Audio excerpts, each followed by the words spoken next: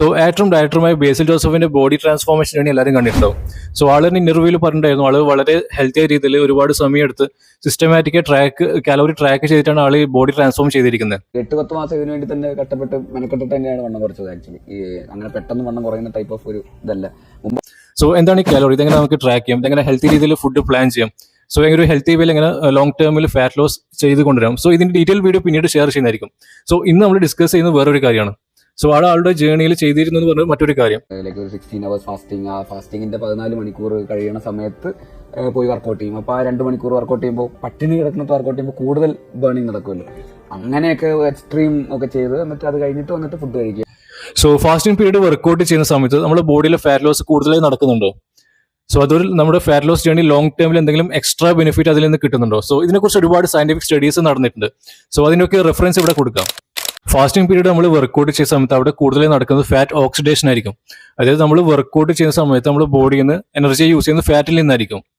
പക്ഷെ ഇവിടെ മനസ്സിലാക്കേണ്ട കാര്യം, നമ്മൾ വർക്കൗട്ട് ചെയ്യുന്ന സമയത്ത് ഫാറ്റ് ഓക്സിഡേഷൻ കൂടുതലായി നടന്നെന്ന് കരുതി അവിടെ ലോങ് ടേം ഫാറ്റ് ലോസിന് ഒരു എക്സ്ട്രാ ബെനിഫിറ്റ് അവിടെ കിട്ടുന്നില്ല. നമ്മൾ വർക്കൗട്ട് ചെയ്യുന്ന സമയത്ത് കൂടുതൽ ഫാറ്റ് യൂസ് ചെയ്തിട്ടുണ്ടെങ്കിൽ ബോഡി തന്നെ അത് ബാലൻസ് ചെയ്യും. നമ്മുടെ ഫാറ്റ് ലോസ് ഡിപ്പെൻഡ് ചെയ്തിരിക്കുന്നത് ലോങ് ടേമിൽ നമ്മൾ എത്ര കാലോറി ഡെഫിസിറ്റ് ചെയ്തിട്ടുണ്ട്. സോ അതിന്റെ ബേസിലായിരിക്കും നമ്മുടെ ഫാറ്റ് ലോസ് ബോഡിയിലേക്ക് നടക്കുക. ഒരു എക്സാമ്പിൾ പറയുകയാണെങ്കിൽ ഇവിടെ ബേസിൽ ഫാസ്റ്റിംഗ് പീരീഡ് വർക്കൗട്ട് ചെയ്ത് അറൌണ്ട് 400 കാലോറി ബേൺ ചെയ്ത് വിചാരിക്കും ഡെയിലി. സോ ഇതേ വ്യക്തി ഫാസ്റ്റിംഗ് അല്ലാതെ പ്രീ വർക്കൗട്ട് എടുത്ത്, അതായത് കാപ്സൂസ് കാര്യങ്ങളൊക്കെ എടുത്ത് വർക്കൗട്ട് ചെയ്ത് ഡെയിലി 400 കാലോറി ബേൺ ചെയ്തിട്ടുണ്ടെങ്കിൽ ആൾക്ക് കിട്ടുന്ന റിസൾട്ട് സെയിം ആയിരിക്കും. നമ്മൾ എത്രത്തോളം ലോങ് ടേമിൽ എത്ര കാലോറി ഡെഫിസിറ്റിലായിരിക്കുന്നു, സോ അതിന്റെ ബേസിലായിരിക്കും നമ്മുടെ ബോഡിയിലെ ഫാറ്റ് ലോസ് നടക്കുക.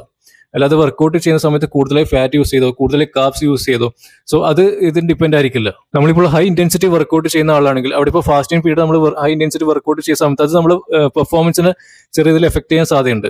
സോ ഒരു ഹൈ ഇന്റൻസിറ്റി വർക്കൗട്ട് ചെയ്യുന്ന ഒരു ഒപ്റ്റിമൽ വേ എന്ന് പറയുന്നത് പ്രീ വർക്കൗട്ട് ആയിട്ട് കാപ്സ് കാര്യങ്ങളൊക്കെ എടുത്ത് ചെയ്യുന്നതായിരിക്കും കുറച്ചും കൂടി ഒപ്റ്റിമൽ വേ.